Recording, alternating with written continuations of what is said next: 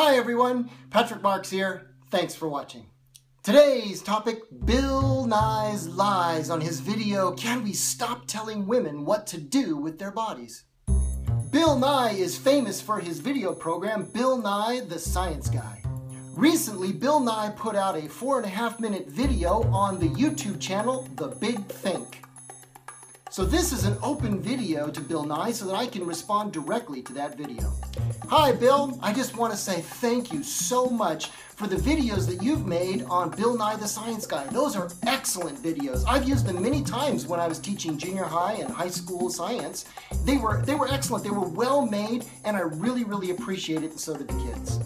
But Bill, I'm sorry, I have to take issue with you on this latest video. Now, you titled that video, Can We Stop Telling Women What to Do with Their Bodies? The first point that you made was since there are many more hundreds of eggs that are fertilized than actually become humans, that it's pointless to try to say that a fertilized egg should have the same rights as a full human being. Then you go on to say, and I quote, "Whom are you going to imprison? Every woman who has had a fertilized egg pass through her? It's just a reflection of a deep scientific lack of understanding." Well, actually, it seems to me that you don't really know what biblical Christians believe about this issue.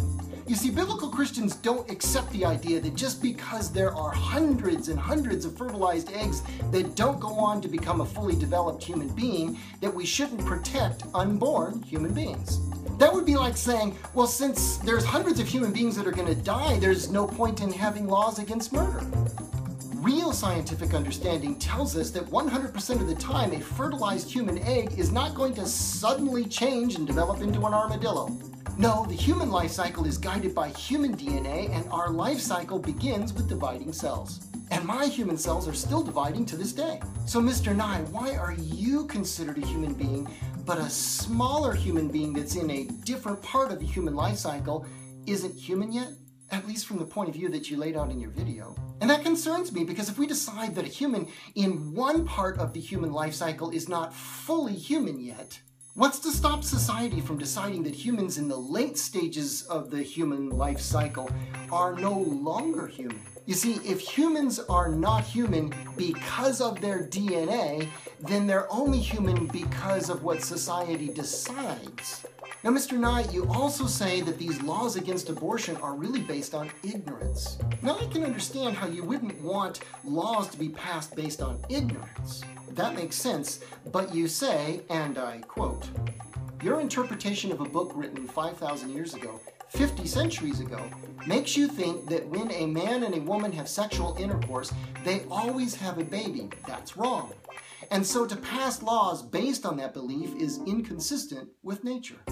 Well, Mr. Nye, when you say that, you're committing a logical fallacy called the straw man. You see, this 5,000-year-old book that you mentioned, the Bible, and biblical Christians do not believe that every time a man and a woman have sex, there must be a baby. I mean, maybe you didn't realize it, but that's a gross misrepresentation of what biblical Christians actually believe and teach. The fact is that biblical Christians believe that sometimes when men and women have sexual intercourse, there might be a baby. And that belief is confirmed by science and experience. Now, Mr. Nye, you go on to say, and I quote, "Nobody likes abortion, okay? But you can't tell somebody what to do. So why is it okay for you to say what we shouldn't be doing, and then contradict yourself and say that you shouldn't tell somebody what to do?" You see, when you apply that kind of a double standard, it's actually the logical fallacy of special pleading. Besides, if we really shouldn't tell people what to do, then why do we have laws against, say, drunk driving? I mean, the truth is we tell people what to do all the time in our culture. And if we didn't, we would fall into anarchy. But I'm curious, where did you get your idea that we shouldn't do something?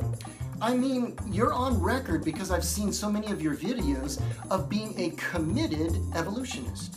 And of course, if evolution is true, then you and me and everybody, we're just walking chemical accidents, the product of billions of years of genetic mistakes. If evolution is true, then there is no plan, there is no purpose, there is no direction, and you and I are just a clump of cells that just happens to have some kind of self-consciousness. In an evolutionary universe, why would it be wrong to kill any kind of lump of cells, like, say, one that likes to wear bow ties? Well, the truth is, biblical Christians actually reject that kind of thinking.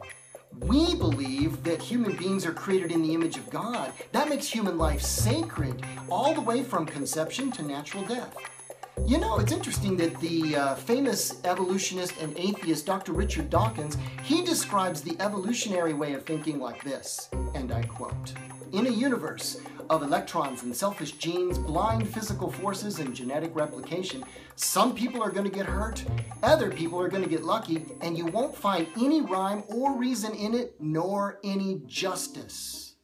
The universe that we observe has precisely the properties we should expect if there is, at bottom, no design, no purpose, no evil, and no good. Nothing but pitiless indifference." So, Mr. Nye, if the universe is really just pitiless indifference, how can you say, and again I quote, I mean, she has rights over this, especially if she doesn't like the guy who got her pregnant. Like, she doesn't want anything to do with your genes. Get over it. Especially if she were raped and all of this. But Bill, where do you get your idea of rights? If we're just the product of billions of years of genetic mutations, coming from no plan and no purpose, then there really are no real rights. Just the rights that we decide we want at any given time. So saying that a woman has the right to kill another human being just because she can, but not giving that other human being a right to live because it can if it's simply left alone, is just arbitrary. It's just grabbing the idea of rights out of thin air. But biblical Christians believe that we have rights, including the right to life, because the Creator gave us those rights. But if, as Dawkins put it, there is no design, no purpose, no justice, just pitiless indifference, whatever rights you believe in are just arbitrary things that you just happen to like right now. And finally, you say in your video, Mr. Nye, and I quote you again, "And I understand that you have deeply held beliefs, and it really is ultimately out of respect for people, in this case, your perception of unborn people.